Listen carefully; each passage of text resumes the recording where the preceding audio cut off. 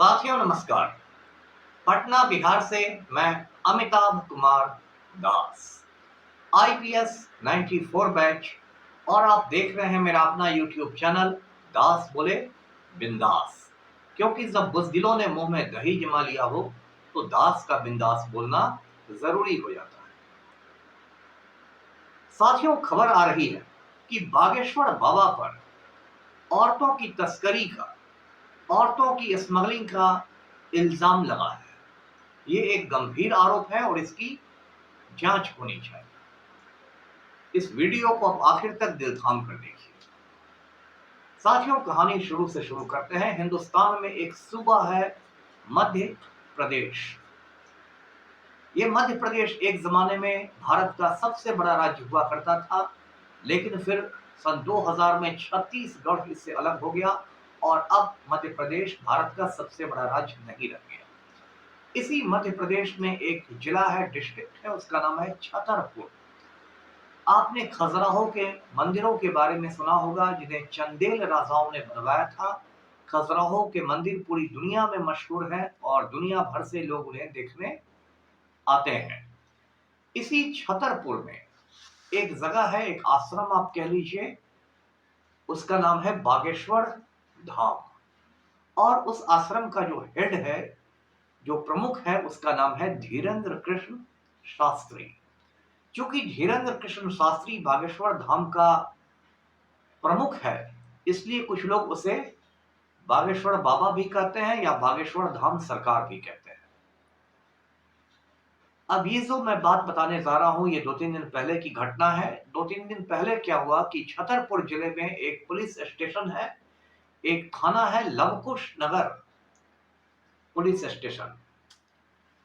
वहां किसी ने फोन करके सूचना दी कि एक एम्बुलेंस में कई महिलाओं को पकड़ के उत्तर प्रदेश ले जाया जा रहा है जबरदस्ती। मतलब महिलाओं की तस्करी हो रही है। पुलिस हरकत में आती नहीं है, लेकिन संयोग से पुलिस हरकत में आ गई और पुलिस ने जाकर उस एम्बुलेंस को रोक दिया। जब एम्बुलेंस को रोका गया तो उससे 13 महिलाएं बाहर निकली। सभी महिलाएं बहुत घबराई हुई थी, रोध हो रही थी, चिल्ला रही थी और उनकी स्थिति बहुत खराब लग रही थी। उनके बेतरतीब बाल थे, अस्त व्यस्त कपड़े थे, काफी दहशत में वो थी। और उन महिलाओं ने कहा कि हमें पकड़ पकड़ के एम्बुलेंस में ठूंस दिया गया है और हमें मालूम नहीं कि हम लोग को कहां ले जाया जा रहा है। उन महिलाओं के साथ बागेश्वर धाम का एक सेवादार भी था, यानी एक एम्प्लॉय भी था। उससे पुलिस ने पूछताछ की तो सेवादार ने बताया कि ये जो महिलाएं हैं, ये बागेश्वर धाम में रह के गलत काम करती थी, चोरियां करती थी, और इसलिए इनको बागेश्वर धाम से निकाल दिया गया है और हम लोग इनको लेकर महोबा रेलवे स्टेशन पर जा रहे हैं और महोबा रेलवे स्टेशन पर इनको छोड़ दिया जाएगा। ये लोग अपने अपने घर के लिए ट्रेन पकड़ लेंगे। तो बात यही हुई, लेकिन इस बात में कुछ झोल है। पहली बात यदि ये है कि सच में ये महिलाएं चोरियां कर रही थी और लगातार बागेश्वर धाम में चोरियां हो रही थी, तो इसकी सूचना लवकुश नगर थाने को, पुलिस स्टेशन को क्यों नहीं दी गई। बागेश्वर बाबा का तो आजकल इतना भौकाल है कि हमारे नालायक प्रधानमंत्री नरेंद्र मोदी भी उसको अपना छोटा भाई बताते हैं। तो यदि थाना में बागेश्वर धाम से शिकायत हुई रहती तो थाना तो जरूर फुर्ती में आ जाता और कुछ एक्शन होता, लेकिन ऐसी कोई सूचना थाने में नहीं दी गई। दूसरी बात ये चौंकाने वाली है कि यदि महोबा रेलवे स्टेशन इन महिलाओं को ले जाया जा रहा था ट्रेन पकड़वाने के लिए, जैसा कि सेवादार महोदय ने कहा, तो उसके लिए कोई सामान्य गाड़ी क्यों नहीं चुनी गई, एम्बुलेंस क्यों चुना गया। ये बात थोड़ा शक पैदा करती है, क्योंकि सामान्यतया पुलिस जो होती है वो एम्बुलेंस की तलाशी नहीं लेती है। पुलिस वाले समझते हैं कि एम्बुलेंस में कोई मरीज जा रहा होता है, इमरजेंसी की हालत रहती है, तो पुलिस वाले साधारणतया एम्बुलेंस को रोकते टोकते नहीं है, उसको जाने देते हैं। तो एम्बुलेंस में उन महिलाओं को ले जाना ये शक पैदा करता है कि पुलिस को कहीं ना कहीं चकमा देने की कोशिश की जा रही थी। और यदि ये टेलीफोन नहीं आया रहता, किसी नागरिक ने ये फोन नहीं किया रहता, तो हो सकता था ये गाड़ियां ये जो एम्बुलेंस था ये एमपी का बॉर्डर क्रॉस करके यूपी में प्रवेश कर जाता और फिर महिलाओं के साथ क्या होता क्या नहीं होता ये कोई नहीं जानता है। तो सब कुछ जो है वो मतलब लग रहा है कि दाल में काफी कुछ काला है। उसके बाद क्या हुआ कि लखनऊ यूनिवर्सिटी में एक प्रोफेसर है, नाम है प्रोफेसर रविकांत, हिंदी पढ़ाते हैं। उन्होंने एक्स पर ट्वीट करके कहा कि बागेश्वर धाम से महिलाओं की तस्करी हो रही है और कुछ किया नहीं जा रहा है, इस पर एक्शन लेना चाहिए। प्रोफेसर रविकांत के इस ट्वीट के बाद काफी हड़कंप मच गया सोशल मीडिया पर, क्योंकि वो एक जाने माने व्यक्ति है, एक बड़े प्रोफेसर हैं। और उसके बाद जैसा होता है सोशल मीडिया दो खेमों में बट गया। एक खेमा ने कहा कि प्रोफेसर रविकांत की बात सही है, जांच होनी चाहिए, ये क्या चल रहा है। और दूसरा जो एक अंध भक्तों का जो होता है, जो बाबा के अंध भक्त हैं, वो लोग फिर बाबा की दलाली में जुट गए कि नहीं, बाबा बागेश्वर तो ये है वो है, सनातन धर्म की रक्षा कर रहे हैं, परम पूज्य हैं, ये उन पर इल्जाम कैसे लग सकता है, वगैरह वगैरह। अब देखिए इसमें कई बातें हैं। पहली बात तो ये तो बाबा बागेश्वर है, इसको मैं पढ़ले दर्जे का ढोंगी मानता हूँ और कायदे से इसकी जगह बागेश्वर धाम नहीं, इसकी जगह दिल्ली का तिहाड़ जेल होनी चाहिए। ये बागेश्वर बाबा बाबा के वेश में बीजेपी का एजेंट है, भाजपा का दलाल है। ये घूम घूम कर कहता है कि इस देश को हिंदू राष्ट्र बनना चाहिए। ये संविधान विरोधी बात है, क्योंकि जो हिंदुस्तान का आईन है, जो इंडिया का कॉन्स्टिट्यूशन है, वो भारत को एक धर्मनिरपेक्ष देश घोषित करता है। एक सेक्युलर संविधान का जो प्रियम्बल है, जिसको हिंदी में प्रस्तावना कहते हैं या उद्देशिका कहते हैं, उसमें भी लिखा हुआ है कि भारत एक धर्मनिरपेक्ष देश है, सेक्युलर कंट्री है। धर्मनिरपेक्ष का आसान शब्दों में ये मतलब होता है कि इस देश में धर्म के नाम पर, मजहब के नाम पर कोई भेदभाव नहीं किया जाएगा। मतलब हिंदू, मुस्लिम, सिख, ईसाई सबको बराबरी का दर्जा है। तो यदि ये ढोंगी महाराज बागेश्वर बाबा हिंदू राष्ट्र की बात करता है तो ये सरासर संविधान पर हमला है, संविधान विरोधी बात है और इसको जेल के अंदर रहना चाहिए था। लेकिन आजकल जेल, हिंदुस्तान एक अंधेरी सुरंग से गुजर रहा है। जो जितना बड़ा छछूंदर है उसके सर पर उतना ज्यादा चमेली का तेल लगा हुआ है। तो बागेश्वर बाबा को हमारे नालायक वजीर आजम नरेंद्र मोदी अपना छोटा भाई बताते हैं और जिस जिस राज्य में चुनाव होते हैं वहां बागेश्वर बाबा के कार्यक्रम होते हैं, उसका सत्संग होता है, उस बहाने बीजेपी के पक्ष में माहौल बनाया जाता है। जैसे अभी 90 दिन के बाद बिहार में चुनाव होने हैं, तो उसके पहले गांधी मैदान में एक सनातन सम्मेलन हो गया। अश्विनी चौबे है बीजेपी का नेता, उसने करवाया और उसमें बागेश्वर बाबा फिर आके जहर की उल्टी करके चला गया। तो ये बीजेपी का दलाल है। और जो इसके पहले 1-2 साल पहले ये पटना आया था, तो इसके लिए हवाई जहाज का इंतजाम, प्लेन का इंतजाम बिहार के खूंखार क्रिमिनल हुलास पांडे ने किया था। और वो तस्वीर काफी वायरल हुई थी सोशल मीडिया पर कि बागेश्वर बाबा और हुलास पांडे एक ही हवाई जहाज में बैठे हुए हैं। तो ये ढोंगी महाराज का किस्सा है। और जो औरतों की बात है, तो देखिए ज्यादातर जो बाबा होते हैं इनको सिर्फ दो काम आते हैं, एक तो गांजा फूकना और दूसरा रेप करना। तीसरा काम तो इन बाबाओं को आता नहीं है। और इस देश के बाबाओं ने औरतों के साथ जितना बड़ा मतलब मजाक किया है, जितना उनके ऊपर जुल्म ढाए हैं, वो बखान करना मुश्किल है।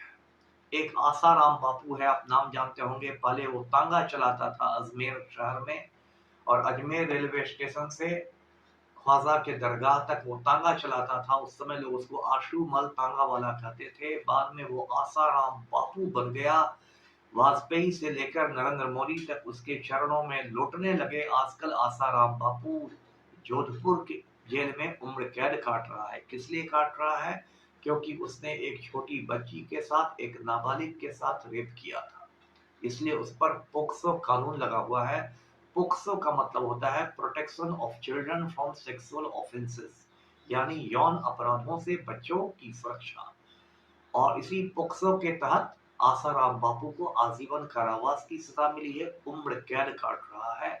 और जोधपुर पुलिस ने जो उस पर चार्जशीट दाखिल किया, आरोप पत्र दाखिल किया कई 100 पन्नों का, उसमें जोधपुर पुलिस ने लिखा कि आसाराम बापू के आश्रम में रेप का यानी बलात्कार का एक कोड वर्ड था, और वो कोड वर्ड था एकांत अनुष्ठान। मतलब जो आसाराम बापू के करीबी थे, जब बाबा रेप करता रहता था तो वो करीबी आपस में कहते थे कि बाबा एकांत अनुष्ठान कर रहे हैं। तो समझ जाइए आसाराम बापू को। आसाराम बापू का जो बेटा है नारायण साई नाम है, वो भी सूरत जेल में उम्र कैद काट रहा है, और उस पर भी पोक्सो लगा हुआ है, और उसने भी नाबालिग के साथ रेप किया था, नाबालिग के साथ दुष्कर्म किया था। बाप बेटे दोनों एक ही थैली के चट्टे पट्टे। एक तीसरा नाम है, वो हरियाणा के सिरसा का है, बाबा राम रहीम, जो सिरसा में एक आश्रम चलाता था, डेरा सच्चा सौदा। ये जो बाबा राम रहीम है, इसने खालिस्तानियों की मदद से उस आश्रम पर कब्जा कर लिया था, डेरा सच्चा सौदा पर। और डेरा सच्चा सौदा का जो हेड था, प्रमुख था, उसको बंदूक की नोक पर हटा दिया गया था। ये एक चैम्बर में, एक सीक्रेट चैम्बर इसका था, जिसको ये गुफा कहता था, और उसमें बाबा राम रहीम लड़कियों को बुला के, औरतों को बुला के उनके साथ रेप करता था। बाद में ये मामला रोशनी में आया और बाबा राम रहीम को 2 साध्वियों के साथ रेप करने के लिए 20-20 बरस की सजा हुई। एक बहादुर पत्रकार ने इसकी पोल खोल दी थी। उस पत्रकार का नाम था रामचंद्र छत्रपति। तो उस जर्नलिस्ट का खून करवा दिया था बाबा राम रहीम ने, और उस मामले में ये रोहतक जेल में उम्र कैद काट रहा है। ऐसे ही बहुत बाबा हुए, बहुत लंबी सूची है इस देश में। और धर्म के नाम पर हमेशा से महिलाओं का शोषण होता आया है। कुछ 100 साल पहले तक, 100-150 साल पहले तक साउथ इंडिया में, दक्षिण भारत में जो मंदिर होते थे, उसमें गरीब घर की लड़कियों को रखा जाता था, और उन लड़कियों को देवदासी कहते थे, यानी भगवान की सेवा करने वाली, भगवान की खिदमत करने वाली देवदासी। और जो मंदिर के पुजारी होते थे, वो देवदासियों का यौन शोषण करते थे, उनके साथ रेप करते थे। और जो देवदासियों के बच्चे पैदा हो जाते थे, उनको हरिजन कहा जाता था, यानी भगवान के बच्चे। और इसलिए कुछ साल पहले भारत सरकार ने हरिजन शब्द के इस्तेमाल पर पाबंदी लगा दी है। इस शब्द के इस्तेमाल पर किसी को दंडित किया जा सकता है। ये एक प्रतिबंधित शब्द है। मैं आपको इसके इस्तेमाल पर रोक की बात बता रहा हूं, क्योंकि कई लोग नादानी में इसका इस्तेमाल कर देते हैं, लेकिन इसके इस्तेमाल पर रोक है। तो ये सब बातें हैं, और इन्हीं सब बातों के लिए मैं एक बात और क्लियर कर देता हूं कि हरिजन शब्द के इस्तेमाल पर तभी रोक है जब आप उसको दलितों के लिए उसका इस्तेमाल करते हैं, तब उसके लिए रोक है, तब वो दंडनीय अपराध है। जैसे मैंने जो इस्तेमाल किया, मैंने उसकी पृष्ठभूमि बताने के लिए किया, इसलिए वो गलत नहीं। तो इस तरह से बाबा बागेश्वर जो हैं, उन पर औरतों की तस्करी के इल्जाम लगे हैं। अभी जो केंद्र में नालायक प्रधानमंत्री की सरकार है, नरेंद्र मोदी की, ये तो रेपिस्ट लोगों के साथ मजबूती से खड़ा रहता है। इसने बिल्किस बानो के बलात्कारियों को, 11 बलात्कारियों को जेल से छोड़ दिया था 2022 में। बाद में सुप्रीम कोर्ट ने सब रेपिस्ट को वापस जेल भेजा। नरेंद्र मोदी का एक दुलारा था प्रज्वल रेवन्ना, जिसको कल ही बेंगलोर के एक कोर्ट ने रेप के केस में उम्र कैद की सजा सुनाई है। और ये जो आसाराम बापू की मैं कहानी सुना रहा हूँ, इसके भी आश्रम में नरेंद्र मोदी आया जाया करता था। तो इसलिए बागेश्वर बाबा के खिलाफ ठीक से जांच होगी या नहीं, इसमें मुझे संदेह है, क्योंकि मध्य प्रदेश जो स्टेट है, जहां छतरपुर है, वहां बीजेपी की सरकार है, वहां का चीफ मिनिस्टर मोहन यादव है। इसलिए पूरा मतलब समझ लीजिए पॉसिबिलिटी यही है कि इस पूरे मामले की पुलिस लीपा पोती कर देगी और बागेश्वर बाबा को क्लीन चिट दे दिया जाएगा, और फिर बागेश्वर बाबा मुसलमानों के खिलाफ जहर की उल्टी करते हुए घूमेगा और बीजेपी का प्रचार करते रहेगा। लेकिन इस वीडियो के माध्यम से मैं आपको यही कहूंगा कि साधुओं और बाबाओं से सावधान रहिए। रावण भी जब सीता का हरण करने गया था, तो साधु के वेश में ही गया था। तो वीडियो को लाइक करें, शेयर करें, चैनल को सब्सक्राइब कीजिए। धन्यवाद। जय हिंद।